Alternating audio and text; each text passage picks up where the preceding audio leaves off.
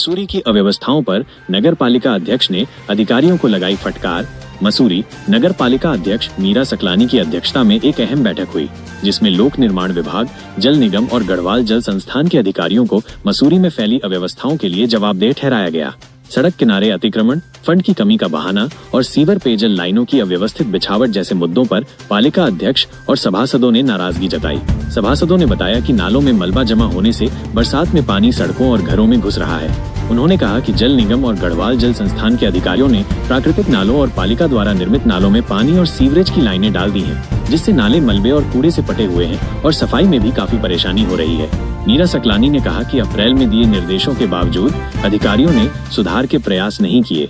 उन्होंने जलभराव से निपटने, नालों की सफाई और मॉल रोड की व्यवस्था सुधारने के निर्देश फिर से दिए हैं। उन्होंने चेतावनी दी कि लापरवाही करने वाले अधिकारियों की शिकायत शासन स्तर पर की जाएगी। सभासद जसबीर कौर ने MDDA पर भ्रष्टाचार और अवैध निर्माण को संरक्षण देने का आरोप लगाया। अधिकारी जो हैं गोलमोल जवाब देते हुए नजर आते हैं। एक तरफ जब आप आपका सफाई के नीचे वाली बात करते हैं, वहाँ पे जो ड्रेन है वहाँ पे जल निगम ने अपना पूरा पाइप डाल दिया। अब जब उन्होंने जब पूरा पाइप डाल दिया तो जो पानी है वो कहीं नहीं जा पा रहा, वो कुश्ते में रिस रहा है NH की रोड पे।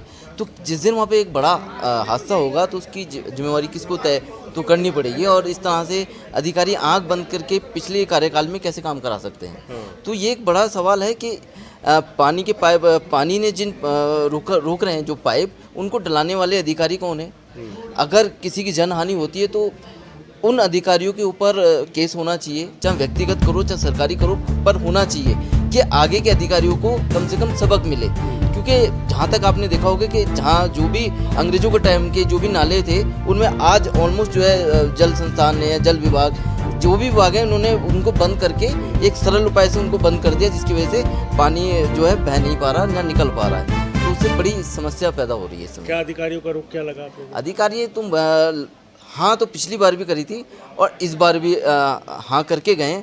और दूसरी बात, किताबगढ़ से लेके और 0 पॉइंट तक की बात करें तो NH ने जो टाइल्स डाली हैं, आप ये बताइए कि वो टाइल्स क्या मानकों पे लगी हुई हैं? आज भी वो उबड़ खाबड़ हैं। क्या AEJ हमारे पास कोई भी ऐसा कोई AEJ नहीं रहा जो इनको ठीक से लगा सके? क्या AEJ वही भ्रष्टाचार की भेंट चढ़े हुए हैं? क्यों इतना भ्रष्टाचार हमारे प्रदेश में हो रहा है कि टाइलें तक तमीज से AEJ नहीं लगवा पा रहे? क्या हमारे पास कोई भी इतने अच्छे इंजीनियर नहीं है? शर्म आनी चाहिए कि हम मसूरी में रहते हैं और उसके बाद भी हमारे सौंदर्यीकरण पे बट्टा ये लोग लगा रहे हैं। तो इनकी भी छानबीन होनी चाहिए, किस तरह के ये अधिकारी काम कर रहे हैं और किसके कहने पे इस तरह का गंदा काम करके जा रहे हैं। तो एक जांच का विषय तो है सर। बैठक थी ये इसलिए थी कि जो बरसात से जो होने वाली दुर्घटना उससे बचा जा सके। संबंधित अधिकारियों को कि आपस में कोऑर्डिनेशन की बहुत कमी है। NH की और PWD के आपस में कोई कोऑर्डिनेशन नहीं है और जल संस्थान और पेयजल का आपस में कोई कोऑर्डिनेशन नहीं है।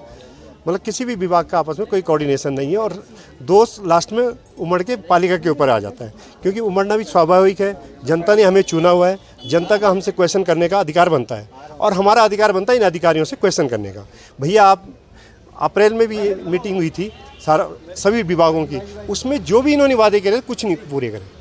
अब मैं बात करता हूँ सुमित्रा भवन की। सुमित्रा भवन के अंदर पाइपों का बड़ा जाल है, शिविर की कोई व्यवस्था नहीं। इन्होंने कहा था हम 1 महीने में काम शुरू कर देंगे, आज 4 महीने हो गए, कोई काम शुरू नहीं। और पेयजल की जो लाइनें हैं जमुना योजना के अंतर्गत, उसमें भी इन्होंने लाइनें अपने मन मुताबिक डाल दी, जिससे कि आम जनमानस को उसकी पूरी की पूरी सुविधाएं नहीं मिल पा रही।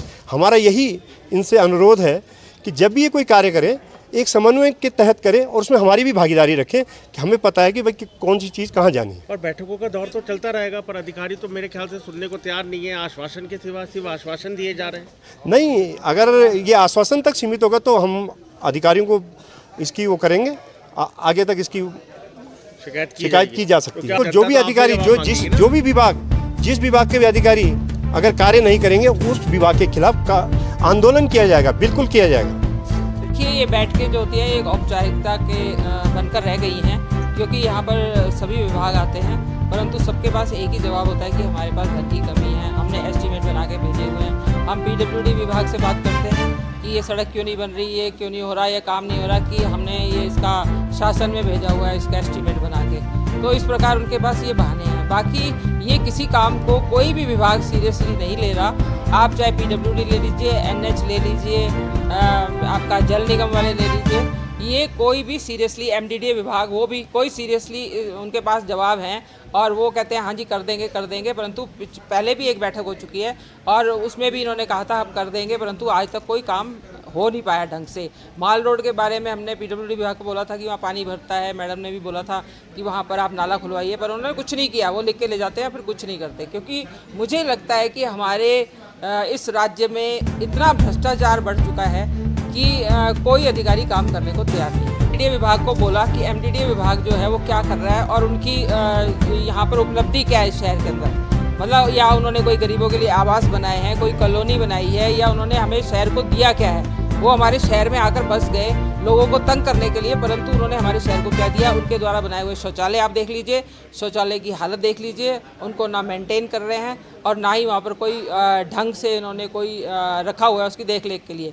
और दूसरा, हर जगह पर काम चल रहे हैं, नोटिफाइड एरिया हो या दूसरा एरिया हो, ये कभी देखने नहीं आते। ये सिर्फ वहाँ पर एक नोटिस पकड़ा जाते हैं या फिर वहाँ पर आकर कह देते हैं काम बंद कर दो कि हम गए थे, बस ये खानापूर्ति करते हैं। और जो कोई गरीब अगर बनाता है, गरीब का ये सील कर देंगे और वो उसको सारे अखबारों में और सब जगह आ जाएगा जी एमडीडीए ने आज एक सीलिंग कर दी। और जो नोटिफाइड, आप मैं बार बार कह रही हूँ, नोटिफाइड एरिया में लगातार कंस्ट्रक्शन चल रही है, परंतु ये उस ओर बिल्कुल भी ध्यान नहीं दे रही।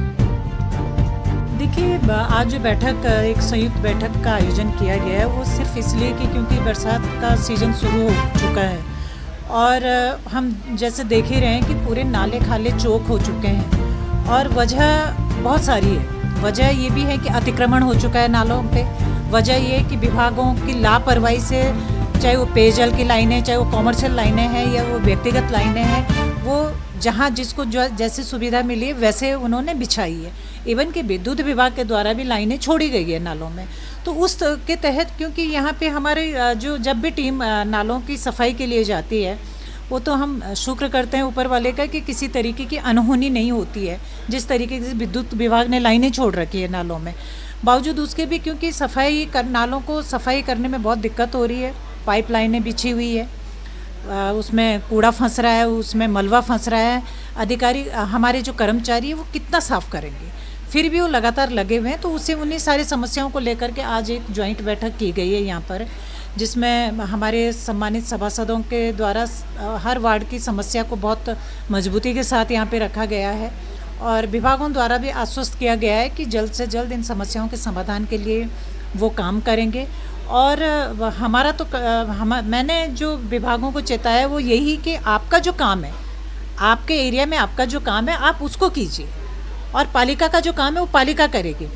लेकिन क्योंकि मसूरी के अंदर, मसूरी शहर के अंदर कुछ एनएच की रोडें हैं, कुछ पीडब्ल्यूडी की रोडें हैं, अलग अलग विभागों की परिसंपत्तियां हैं, लेकिन उनको मेंटेन करने का काम भी उन्हीं विभागों का है।